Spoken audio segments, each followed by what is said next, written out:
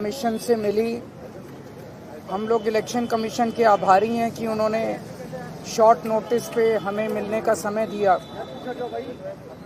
हमने election commission के सामने 3000 पेजेस के सबूत रखे कि किस तरह से भारतीय जनता पार्टी दिल्ली के मौजूदा लोगों के, जो लोग अपने अपने घरों में कई कई सालों से रह रहे हैं, उन लोगों के बहुत बड़े स्तर के ऊपर हजारों की तादाद में वोट कटवाने का षड्यंत्र रच रही है। हमने उनके सामने रखा कि किस, और ये जो वोट कटवाए जा रहे हैं ये अधिकतर गरीब लोगों के, एससी लोगों के, दलितों के, पूर्वांचली लोगों के, जो कि झुग्गियों में रहते हैं, कच्ची कॉलोनियों में रहते हैं, ऐसे लोगों के वोट कटवाने का षड्यंत्र रचा जा रहा है। और आप सोच सकते हो कि एक वोट का मायना क्या होता है एक आम आदमी के लिए। एक वोट बनने से वो इस देश का नागरिक बनता है। तो जब आप किसी वैलिड आदमी के, लीगल आदमी के वोट कटवा देते हैं तो उसका नागरिकता का आधार आप छीन रहे हैं, इस देश में रहने का अधिकार छीन रहे हैं। और इसके अलावा वोट के आधार पे बहुत सारे बेनिफिट्स उसको सरकार से मिल रहे हैं, उन सारे बेनिफिट्स से आप उनको वंचित कर देते हैं।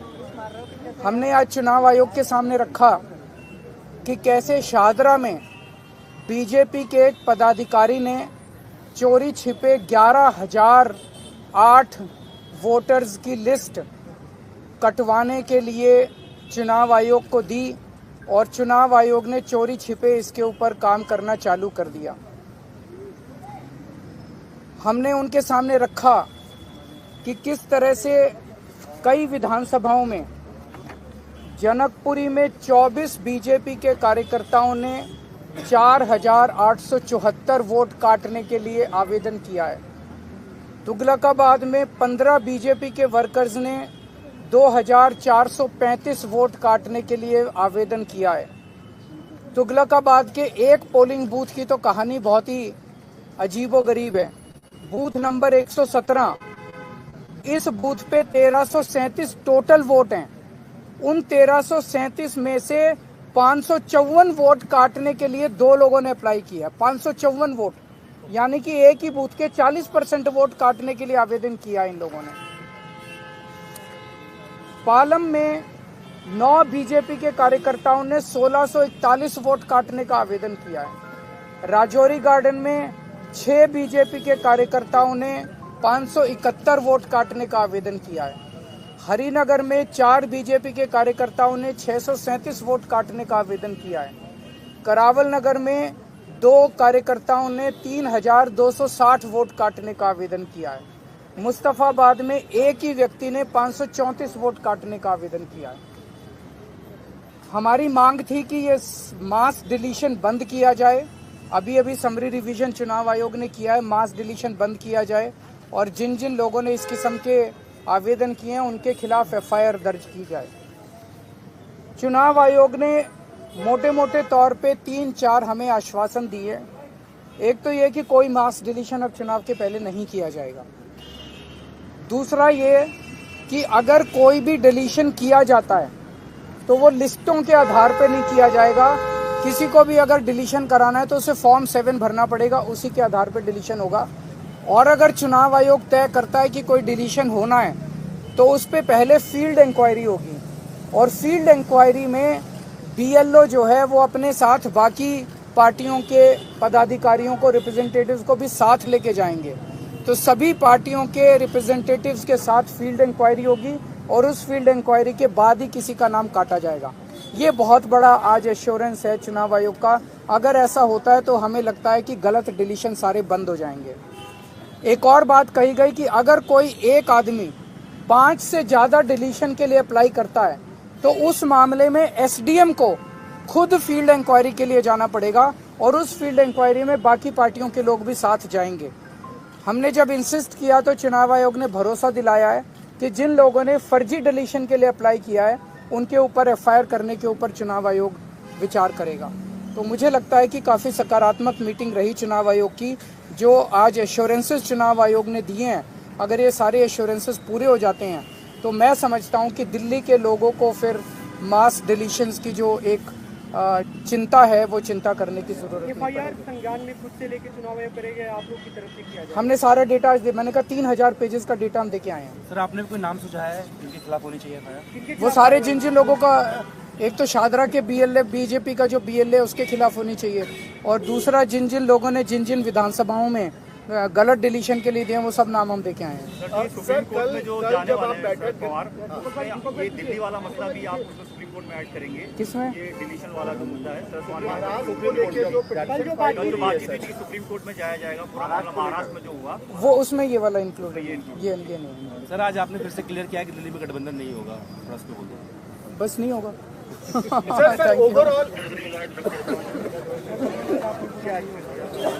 नोटिस पे हमें मिलने का समय दिया। हमने इलेक्शन कमीशन के सामने 3000 पेजेस के सबूत रखे कि किस तरह से भारतीय जनता पार्टी दिल्ली के मौजूदा लोगों के, जो लोग अपने अपने घरों में कई सालों से रह रहे हैं, उन लोगों के बहुत बड़े स्तर के ऊपर हजारों की तादाद में वोट कटवाने का षड्यंत्र रच रही है। हमने उनके सामने रखा कि किस, और ये जो वोट कटवाए जा रहे हैं ये अधिकतर गरीब लोगों के, SC लोगों के, दलितों के, पूर्वांचली लोगों के, जो कि झुग्गियों में रहते हैं, कच्ची कॉलोनियों में रहते हैं, ऐसे लोगों के वोट कटवाने का षड्यंत्र रचा जा रहा है। और आप सोच सकते हो कि एक वोट का मायना क्या होता है एक आम आदमी के लिए। एक वोट बनने से वो इस देश का नागरिक बनता है। तो जब आप किसी वैलिड आदमी के, लीगल आदमी के वोट कटवा देते हैं तो उसका नागरिकता का आधार आप छीन रहे हैं, इस देश में रहने का अधिकार छीन रहे हैं। और इसके अलावा वोट के आधार पे बहुत सारे बेनिफिट्स उसको सरकार से मिल रहे हैं, उन सारे बेनिफिट्स से आप उनको वंचित कर देते हैं। हमने आज चुनाव आयोग के सामने रखा कि कैसे शाहदरा में बीजेपी के एक पदाधिकारी ने चोरी छिपे 11,008 वोटर्स की लिस्ट कटवाने के लिए चुनाव आयोग को दी, और चुनाव आयोग ने चोरी छिपे इसके ऊपर काम करना चालू कर दिया।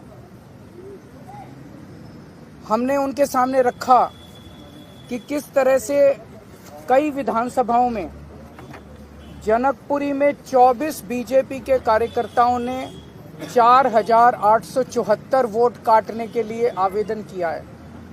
तुगलकाबाद में 15 बीजेपी के वर्कर्स ने 2,435 वोट काटने के लिए आवेदन किया है। तुगलकाबाद के एक पोलिंग बूथ की तो कहानी बहुत ही अजीबोगरीब है। बूथ नंबर 117, इस बूथ पे 1337 टोटल वोट हैं। उन 1337 में से 554 वोट काटने के लिए 2 लोगों ने अप्लाई किया। 554 वोट, यानी कि एक ही बूथ के 40% वोट काटने के लिए आवेदन किया इन लोगों ने। पालम में 9 बीजेपी के कार्यकर्ताओं ने 1641 वोट काटने का आवेदन किया है। राजौरी गार्डन में 6 बीजेपी के कार्यकर्ताओं ने 571 वोट काटने का आवेदन किया है। हरिनगर में 4 बीजेपी के कार्यकर्ताओं ने 637 वोट काटने का आवेदन किया है। करावल नगर में 2 कार्यकर्ताओं ने 3,260 वोट काटने का आवेदन किया है।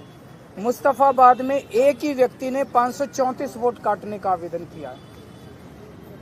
हमारी मांग थी कि ये मास डिलीशन बंद किया जाए।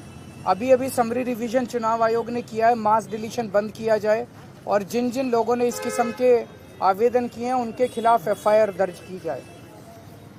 चुनाव आयोग ने मोटे मोटे तौर पे 3-4 हमें आश्वासन दिए। एक तो ये कि कोई मास डिलीशन अब चुनाव के पहले नहीं किया जाएगा।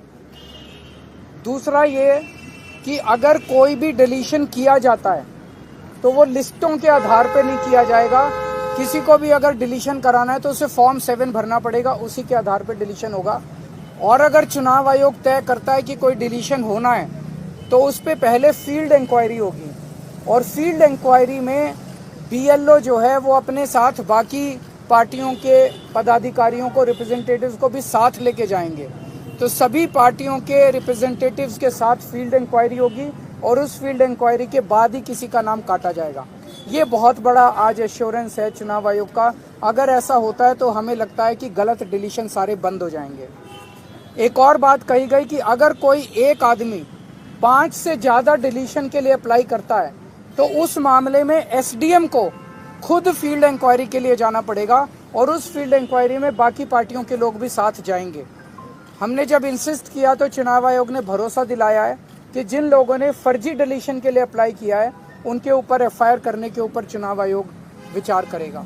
तो मुझे लगता है कि काफ़ी सकारात्मक मीटिंग रही चुनाव आयोग की।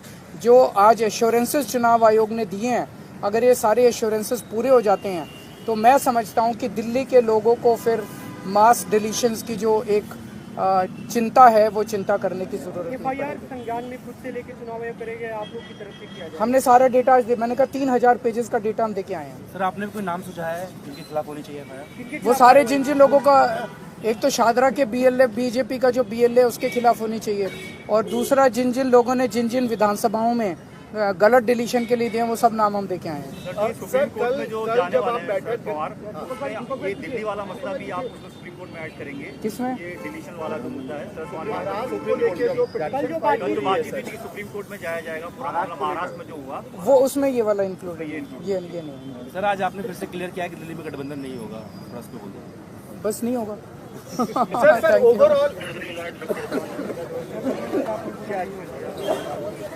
शॉर्ट नोटिस पे हमें मिलने का समय दिया।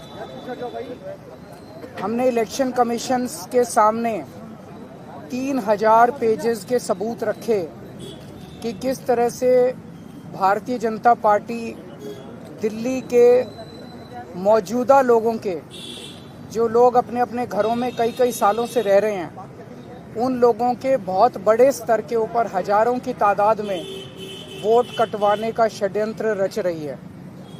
हमने उनके सामने रखा कि किस, और ये जो वोट कटवाए जा रहे हैं ये अधिकतर गरीब लोगों के, एससी लोगों के, दलितों के, पूर्वांचली लोगों के, जो कि झुग्गियों में रहते हैं, कच्ची कॉलोनियों में रहते हैं, ऐसे लोगों के वोट कटवाने का षड्यंत्र रचा जा रहा है। और आप सोच सकते हो कि एक वोट का मायना क्या होता है एक आम आदमी के लिए। एक वोट बनने से वो इस देश का नागरिक बनता है।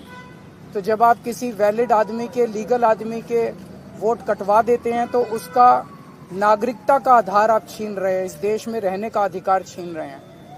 और इसके अलावा वोट के आधार पे बहुत सारे बेनिफिट्स उसको सरकार से मिल रहे हैं, उन सारे बेनिफिट से आप उनको वंचित कर देते हैं। हमने आज चुनाव आयोग के सामने रखा कि कैसे शाहदरा में बीजेपी के एक पदाधिकारी ने चोरी छिपे 11,008 वोटर्स की लिस्ट कटवाने के लिए चुनाव आयोग को दी और चुनाव आयोग ने चोरी छिपे इसके ऊपर काम करना चालू कर दिया। हमने उनके सामने रखा कि किस तरह से कई विधानसभाओं में, जनकपुरी में 24 बीजेपी के कार्यकर्ताओं ने 4,874 वोट काटने के लिए आवेदन किया है। तुगलकाबाद में 15 बीजेपी के वर्कर्स ने 2,435 वोट काटने के लिए आवेदन किया है। तुगलकाबाद के एक पोलिंग बूथ की तो कहानी बहुत ही अजीबोगरीब है। बूथ नंबर 117, इस बूथ पे 1337 टोटल वोट हैं। उन 1337 में से 554 वोट काटने के लिए 2 लोगों ने अप्लाई किया। 554 वोट, यानी कि एक ही बूथ के 40% वोट काटने के लिए आवेदन किया इन लोगों ने। पालम में 9 बीजेपी के कार्यकर्ताओं ने 1641 वोट काटने का आवेदन किया है। राजौरी गार्डन में 6 बीजेपी के कार्यकर्ताओं ने 571 वोट काटने का आवेदन किया है। हरिनगर में 4 बीजेपी के कार्यकर्ताओं ने 637 वोट काटने का आवेदन किया है। करावल नगर में 2 कार्यकर्ताओं ने 3,260 वोट काटने का आवेदन किया है। मुस्तफाबाद में एक ही व्यक्ति ने 534 वोट काटने का आवेदन किया है।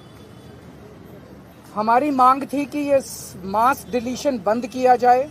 अभी समरी रिवीजन चुनाव आयोग ने किया है, मास डिलीशन बंद किया जाए और जिन जिन लोगों ने इस किस्म के आवेदन किए हैं उनके खिलाफ एफआईआर दर्ज की जाए। चुनाव आयोग ने मोटे मोटे तौर पे 3-4 हमें आश्वासन दिए एक तो ये कि कोई मास डिलीशन अब चुनाव के पहले नहीं किया जाएगा।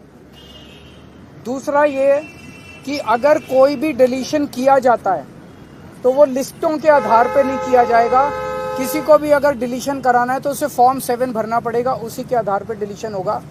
और अगर चुनाव आयोग तय करता है कि कोई डिलीशन होना है तो उस पर पहले फील्ड इंक्वायरी होगी, और फील्ड इंक्वायरी में बीएलओ जो है वो अपने साथ बाकी पार्टियों के पदाधिकारियों को, रिप्रेजेंटेटिव्स को भी साथ लेके जाएंगे।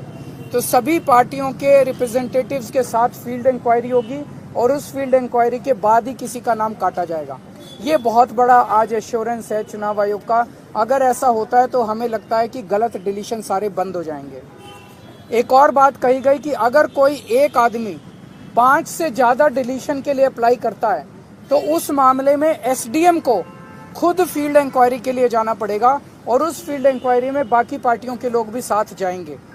हमने जब इंसिस्ट किया तो चुनाव आयोग ने भरोसा दिलाया है कि जिन लोगों ने फर्जी डिलीशन के लिए अप्लाई किया है उनके ऊपर एफआईआर करने के ऊपर चुनाव आयोग विचार करेगा।